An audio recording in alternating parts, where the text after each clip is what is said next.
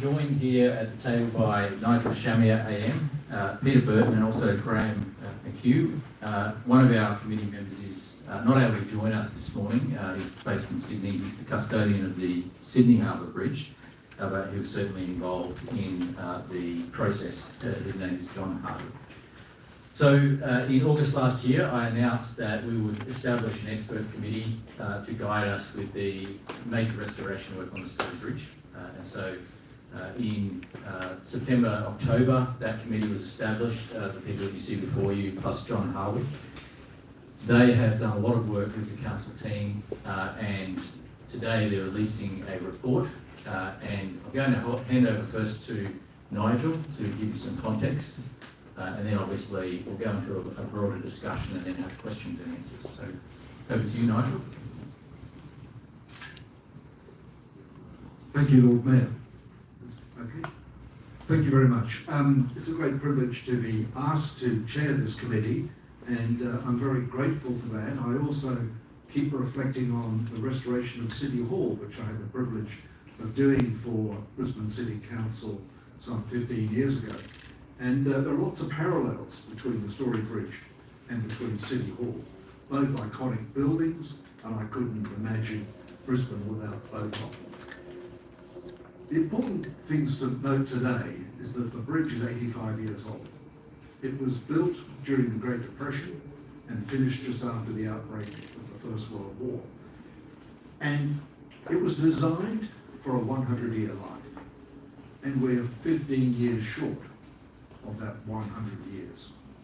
There has been significant aging of the asset, and now we need to give it a major restoration.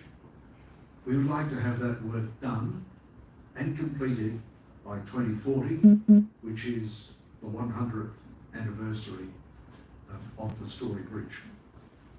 Giving the Story Bridge a funeral for its 100th birthday is not acceptable. We have got the skill sets to fix it, and we will fix it, and we'll all be terribly proud of what we're creating. A couple of important facts. There are 100,000 vehicles a day that use the Story Bridge, and 42.5% of those vehicles come from outside Brisbane, which shows you what an important road it is in our overall network. There's also about 4,000 people a day that either ride over it or cycle over it. So what are we trying to do, and how are we going to go about it? Well, we're in the process of calling for expressions of interest from consultants to do the business case. And we're grateful to the federal government for their commitment to funding the first part of that business case. What we need to do is to work with the three levels of government to fund this project. There are other options, of course, if we can't get funding from the city, from the state and the federal government, but that's not really acceptable. It doesn't seem fair to put a levy on city ratepayers when 42% of the users don't live here, and putting a toll on the bridge, which is one option, obviously would raise sufficient funds, but it's nice to have one free major bridge across the river. So I hope that we are successful in securing funding, Lord Mayor, from all three levels of government and getting on with this project. I'm very happy to answer any questions, and I'll refer them as appropriate to Peter Burton, who is very much a guru in engineering. He's responsible for most of the engineering here on Howard Smith Wharves and the River Walkway, and has worked with his former firm, Arup, in Singapore, New Zealand, and in Australia. So there's not much about bridges Peter doesn't know. And also having Graham here today, who's got a deep experience in infrastructure assets, in construction management, and in funding. So I'm very happy to defer any questions you have of technical natures to these two experts. But thank you again, Lord Mayor. It's a great privilege to be involved, and I'm very confident that we'll have a brilliant outcome. Question for Nigel. Can you give us an actual figure? How much money would need to be spent to bring this bridge up to standard to make sure its life is up to scratch and can live for another 100 years? Well, that's the objection, the objective to have another 100 years. I can't give you a number. That's the purpose of the business case. We've now got the funding for that. As I mentioned, we're going up to the market now, calling for expressions of interest from consultants to do that. And that will show us how to do it, both in terms of funding, the amount of money required, a timetable, and also how we can manage to do this with minimum disruption to the community. Do you have even a ballpark figure? No, I can't give you a ballpark figure. Lots of numbers have been tossed around. We know that replacing the bridge is not an option.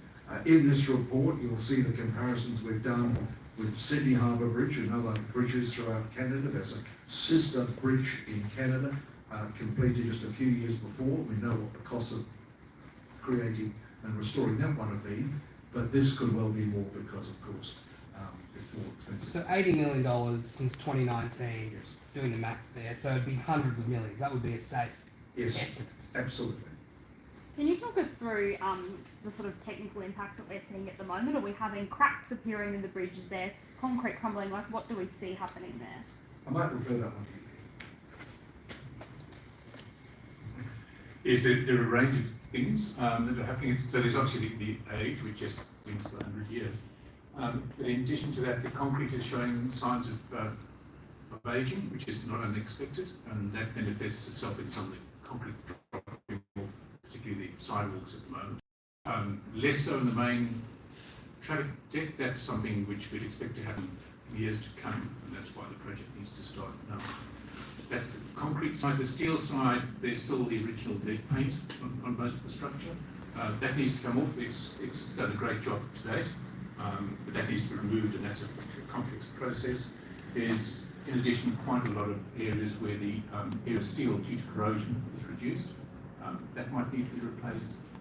And the bridge wasn't originally designed for the type of loading conditions we have now, so there quite possibly areas where there need to be some strengthening as well. There's quite a wide range of things which will happen. In addition, there's some of the furniture on the bridge, such as lighting and bearings, etc. That opportunity to look at all aspects of the bridge in one program of projects, probably over the next 15 years, is the aim. We're quite wide-reaching. Would it be able to survive longer? Would it be cheaper or quicker to repair if you reduce the load on it? Like if less vehicles going through it, you said that's part of the problem. If you cut a lane or something, would that help?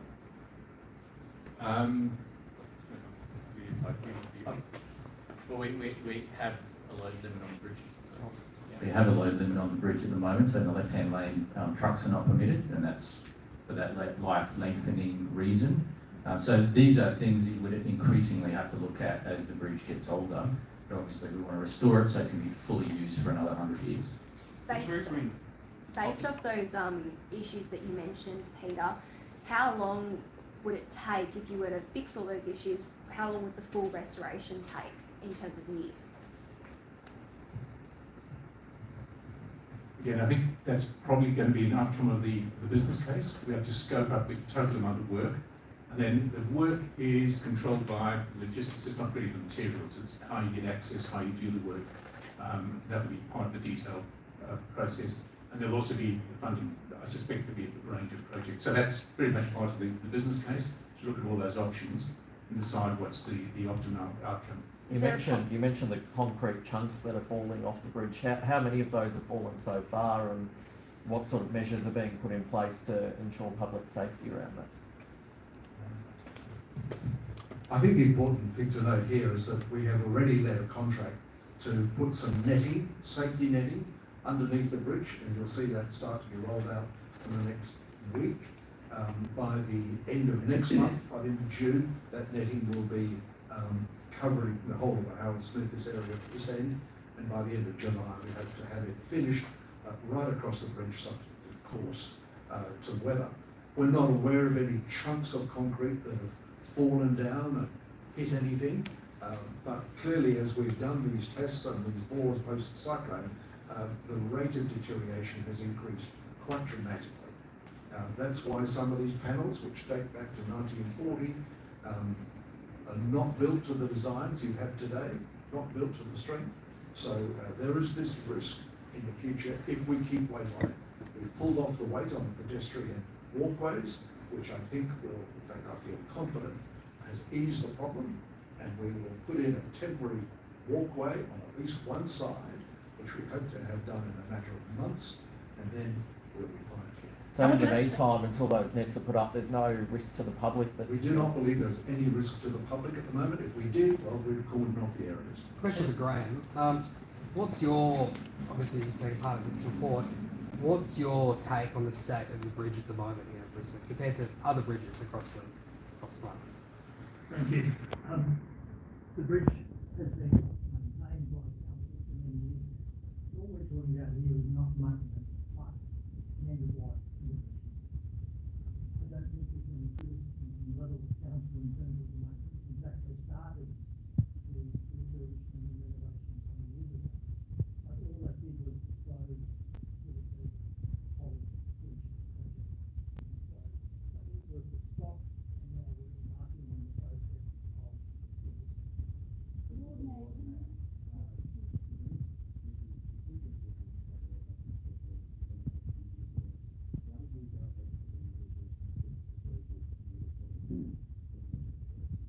We went ahead and vote. So in the lead up to the 80th birthday of the group, so 20 years out from its end of life, we started the restoration program. So that started quite a year ago, almost immediately after I came in there. We've invested significantly, so 80 million. So as occurred, as we've done the work, we've stripped back the layers of covering and we've seen the level of corrosion and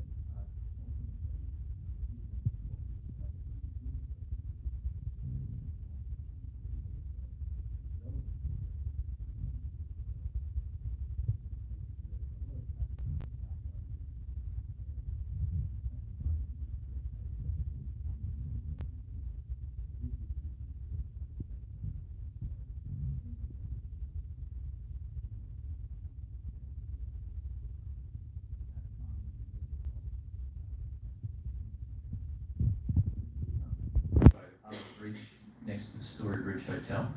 Every day we have workers on the bridge doing work, and they've been doing that for as long as anyone can remember. So there's been millions of dollars every year on an ongoing basis invested in maintenance. As we've heard today, it's not the maintenance that's the problem. This is now moving from maintenance to restoration. You can't go down to Bunnings and buy the parts that we need for this bridge. They have to be made. There's a lot of bespoke work that has to happen here. So from your perspective, how likely is it that we'll end up with a toll on that bridge or a levy imposed on ratepayers? Well, those are my least favourite options. We need to fix the bridge. We need to restore the bridge. We will do that. I'm confident that we'll get support from other levels of government. Just recently, not only have we heard the federal government giving us, well, not only have we had the federal government giving us funding support, Minister Catherine King, who's just been reappointed into the infrastructure portfolio, said that this is one of Australia's most iconic bridges, second only to the Sydney Harbour Bridge. I'm confident that we'll get support from other levels of government. And so discussion of the tolling, obviously Nigel had to consider that as one of the options. That's the option if we don't get funding from other levels of government. I will point out though that Brisbane City Council in its own right does not have the power or legislative authority to introduce a toll. Tolling decisions are made by the state government. The council added safety barriers under Graham Clerk. Were any issues identified back then? So the safety barriers in themselves, they were about a $9 million investment at that time. But there's been ongoing work every year happening to the bridge. There's been painting occurring, there's been resurfacing occurring, there's been monitoring and replacement of parts that need to be replaced. So that's been an ongoing thing. This is now at the point where some of those parts are getting to the end of their life. The footpath in particular is a good example because When you walk across it, it seems very strong and sturdy, but it's only 10 centimetres thick. And so I think people will be surprised. That's quite thin in the scheme of things. If you take 85-year-old concrete that's only 10 centimetres thick, obviously over time that deteriorates. The steel reinforcing inside has started to corrode and there's some cracking, and so we've made the decision to keep the community safe and close that off. That will be the first priority when it comes to the restoration. So getting on with the footpath work will be priority number one. And as you've heard from Nigel, we've already let a contract as part of that work, and there'll be further work happening this year as well. So Lord Moynihan, in a perfect world, Lord Mayor, what would you like to see? What would be the timeline? Would you like to say government to come to the party soon? Where are we at with that? Well, it would be wrong of us to expect that any level of government will allocate money until they've seen a business case. They'll all want to see the business case, and that's only reasonable.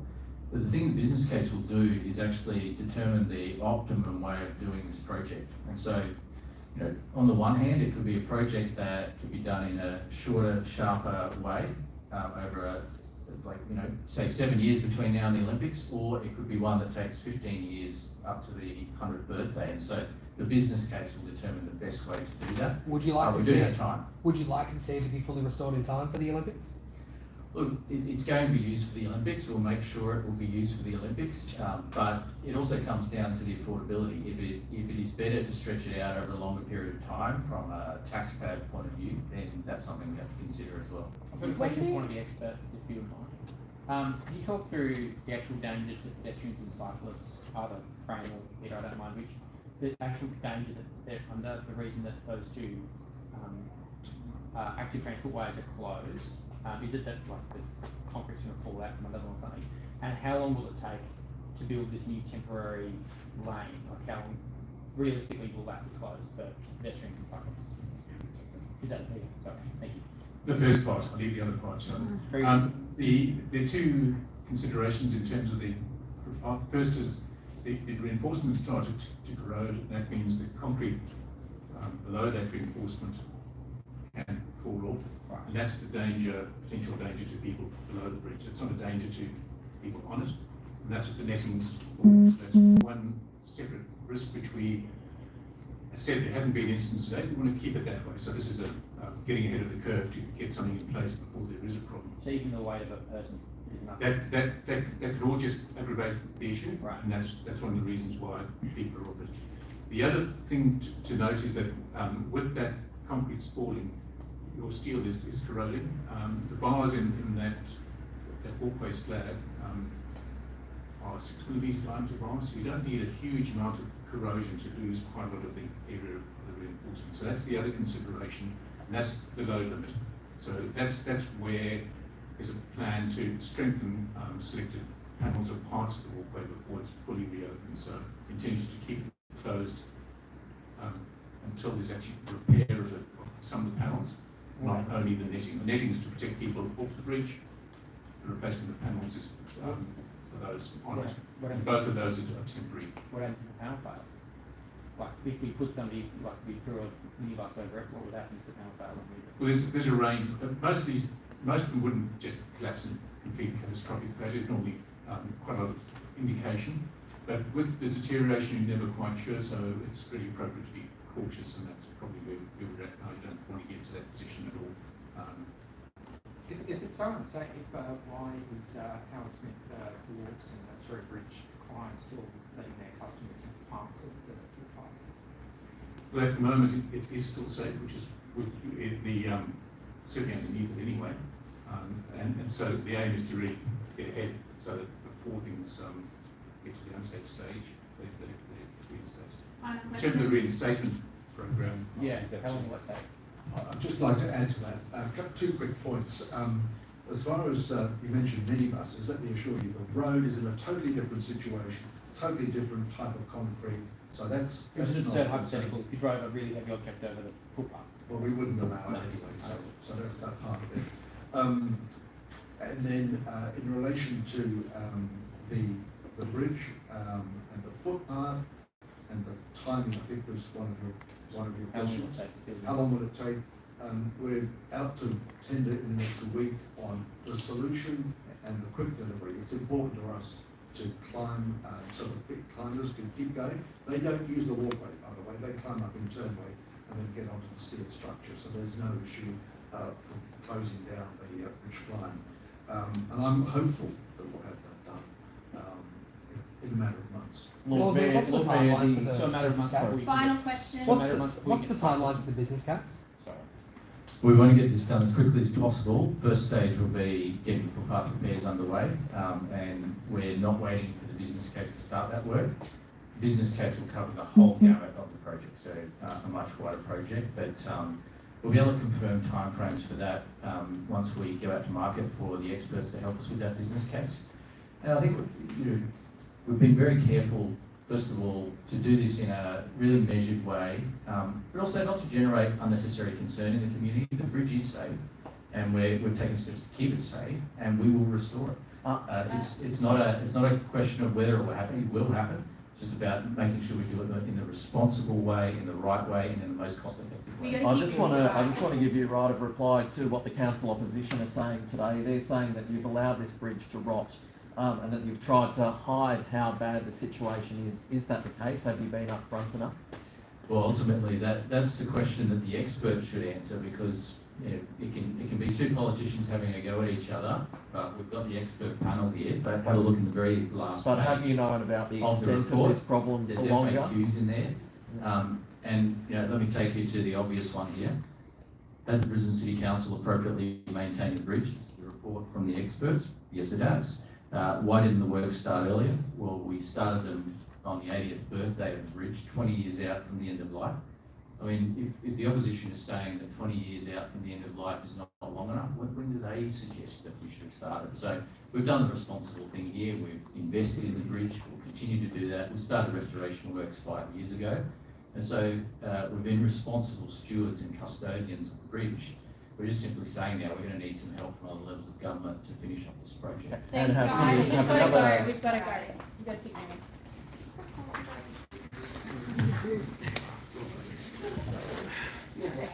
Have the other level of government been close? Like, I know about the business case, but about the broader funding. Okay.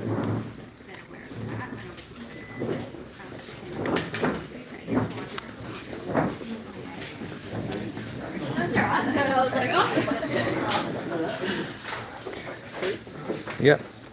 Yeah, these off the table. I assume they come back to Thanks to the audience. Thanks, buddy. I'm surprised Rob didn't come.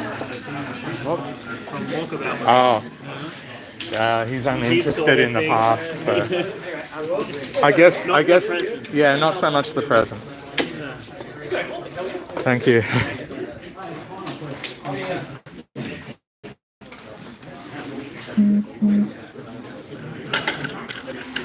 All right, so there you have it, folks. Let me flip this around. All right, so yeah, there's that.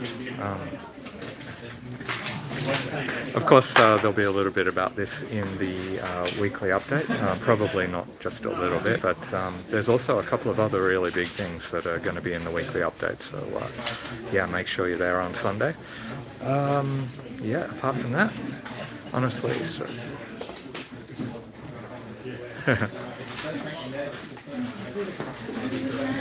maybe so, but then I guess we're a little more sensitive about safety issues as well, maybe a little more paranoid perhaps. Anyway, I'm going to go, so there it is. I'm going to head home and yeah, get working on the next midweek video. See ya.